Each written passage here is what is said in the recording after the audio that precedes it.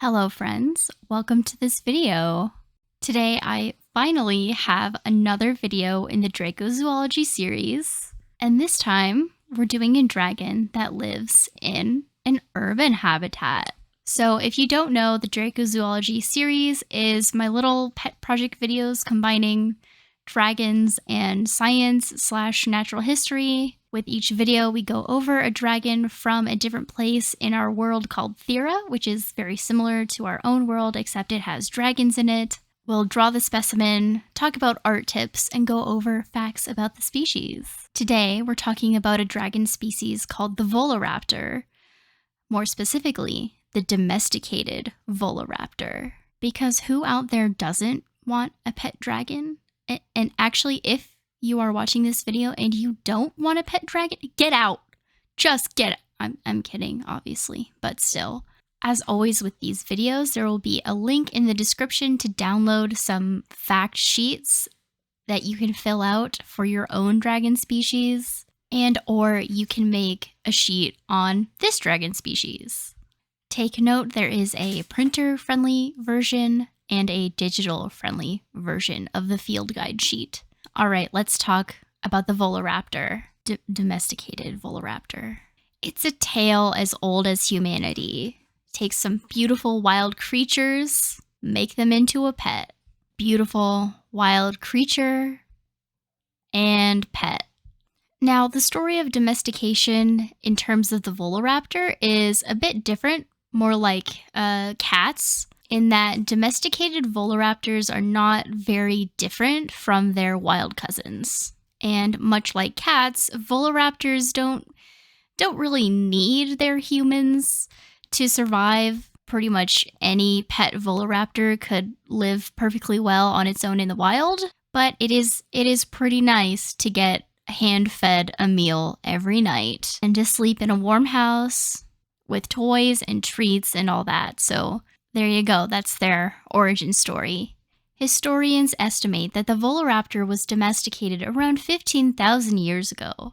A bit longer than cats, but perhaps not quite as long as dogs, depending on how early you think dogs were domesticated. It's a range, okay? Google says there's a range. The name volaraptor comes from two Latin words, volare meaning to fly and raptor meaning to steal. And this pretty much describes volaraptors. Wild volaraptors live in packs, mostly family groups with mom, dad, a few older kids, and the babies.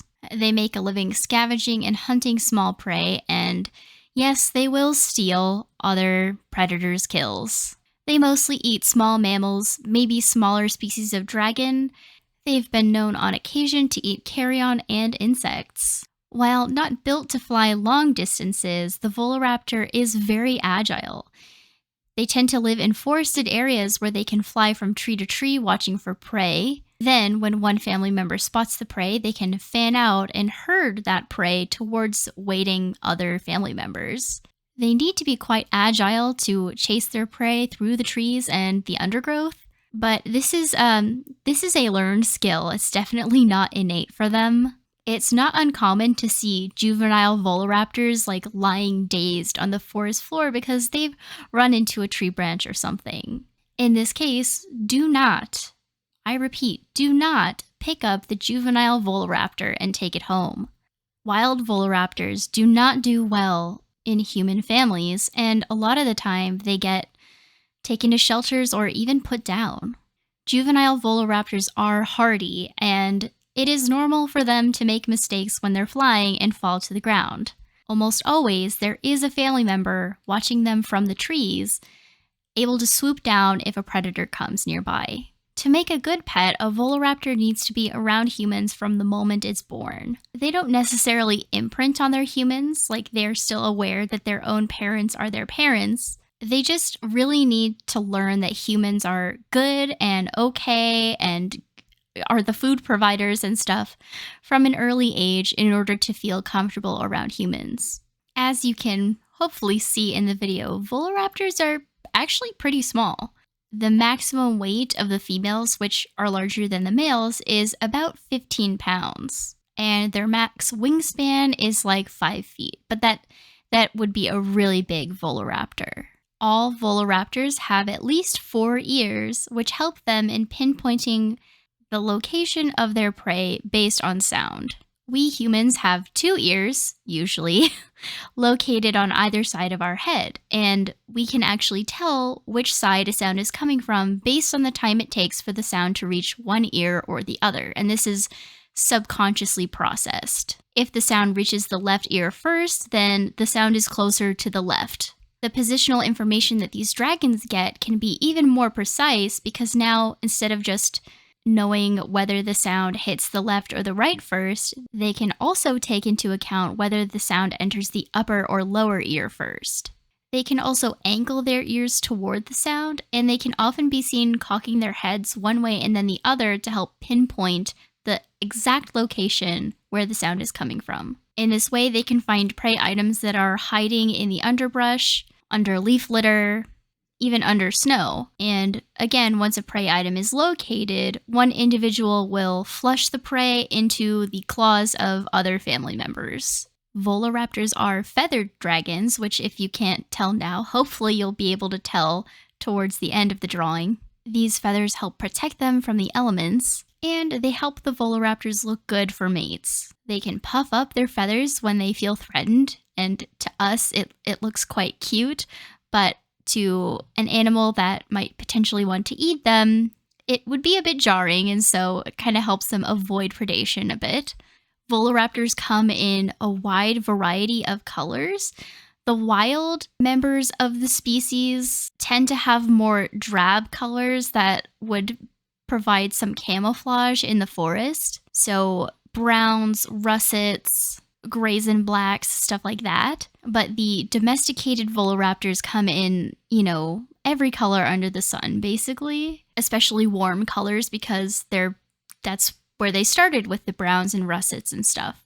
Breeders are always trying to search for the next cool and popular morph that they can sell for higher and higher prices. Kind of like ball pythons, I guess. Nothing against cool morphs of ball pythons. I just mean it kind of works the same way where a breeder will find a mutation happen in one of their clutches and then they're going to be like, oh my gosh, this is so cool. I'm going to breed it with this, this, this, and this to get all these interesting combinations. And the more interesting combinations they get, the more they can sell it for. So yeah, if you would like to draw your own volaraptor, keep that in mind. They are a wide range of colors, a wide range of patterns, so you can really go wild. This particular volaraptor is an ivory volaraptor. This is one of those colors that's not common, but it's not ultra rare and super duper expensive. It's kind of just oh, cool, that's an interesting color. So yeah, good luck finding him in the snow, honestly. It's a good thing his owner lives somewhere where it does not snow. You know who you are. Also, volaraptors sing. And I'm sure it sounds great to other volaraptors, but for humans, their songs can be kind of grating, I would say.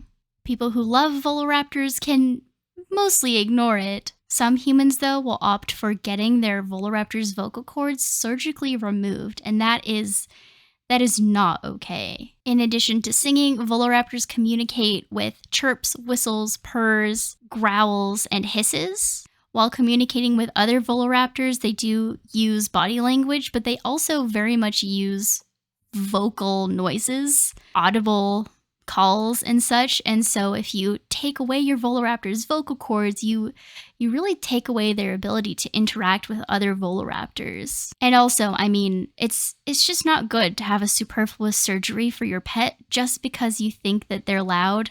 Yeah, this practice is kind of frowned upon. To keep a domestic volaraptor, you need food, water, toys, treats, a bowl, an e-collar, a kennel, bed, more toys, more treats, a lot of patience, and probably some falconer's gloves.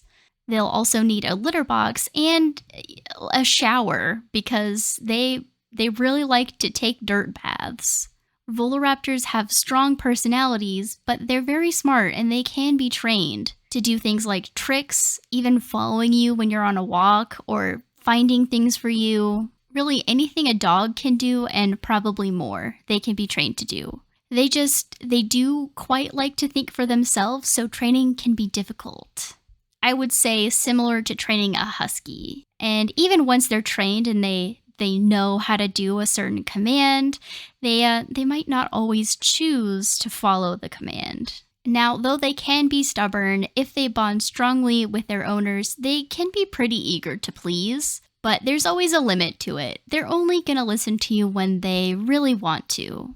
A lot of the time, people find that their volaraptor listens really, really well at home, but once you leave the home and you go out into the big, wide, interesting world, they can kind of develop selective hearing. Volaraptors are active creatures and need to be taken out for a fly at least once a day or they'll become pretty depressed. Most volaraptors need about an hour of some type of activity. They sleep a lot, but they do need like an hour of intense activity. Kind of similar to dogs, as dogs sleep a lot, but they also need to be active. Volaraptors are pretty similar. Like I mentioned, volaraptors in the wild live in packs, meaning they're quite social creatures. Their bonds with their human families can suffice for them, as long as they get enough attention and enough mental stimulation. But if you want them to be able to play well with other volaraptors, you should socialize them from a young age in a safe environment, like your local volaraptor sport club. When well socialized, there is absolutely nothing like watching a group of volaraptors play together. While their small size means they're not exactly great at herding like sheep and cattle like dogs are, they can do quite a lot for humans, like assisting in small game hunting, herding smaller livestock, assisting police, and providing companionship. Also, like your volaraptor probably thinks that they're a guard volaraptor, even though they're like 10 pounds. If someone walks up to your door, they will scream. And like if I was an intruder and I was like, man, I want to steal something from this house, and like I heard a volaraptor scream, I would just run away. So yeah, they're like sort of like a security system, but annoying in a good way, of course. And that is the volaraptor. I really hope you guys liked it. I tried to throw in some extra drawings of them, like working with humans, like following one and then doing tricks, just to illustrate like the size and like what they do. But I did struggle a little bit, which is funny because the human drawings went well and the dragon drawings went like meh, which is so backwards. But the actual main drawing of this video, I am pretty proud of. So I've talked about this technique in previous videos, I guess a previous video, but what I did that I think is really cool that might help you guys add texture to your paintings or, you know, any digital art is you have a photo that you've taken or a photo like a free stock photo or whatever, and you put it behind an aspect of your painting. Like you can clip it to just your main creature or just the background or both, and set the blending mode to like overlay, and it gives you some cool like texture and color effects, which I think are really cool. So yeah, I also tried to do a little bit of like airbrushy because I want to experiment with like smooth textures and rough textures. So yeah, these are my pet dragon sketches, the volaraptors being, you know, pets. And then this is how the main drawing turned out. I think it ended up being pretty good. I hope you guys like it. And if you have any questions on like the art process, like how do you draw feathers or anything like that, definitely make a comment. Also, if you have any suggestions, more suggestions about the volaraptor or suggestions for other dragon species, totally comment them down below because, you know, Thera only has 2 dragon species so far and we need way more. Again, I'll have some field guide pages, blank ones linked below. And yeah, I hope you liked it. Let me know what you think of this dracozoology stuff, you know? Oh, and if you want to know where I got inspired to do a series like this, I have always loved the dragonology books. So this is kind of my spin-off of that. Like, I still have those books. Anyway, thank you for watching. Hope you like these guys, and I'll see you around.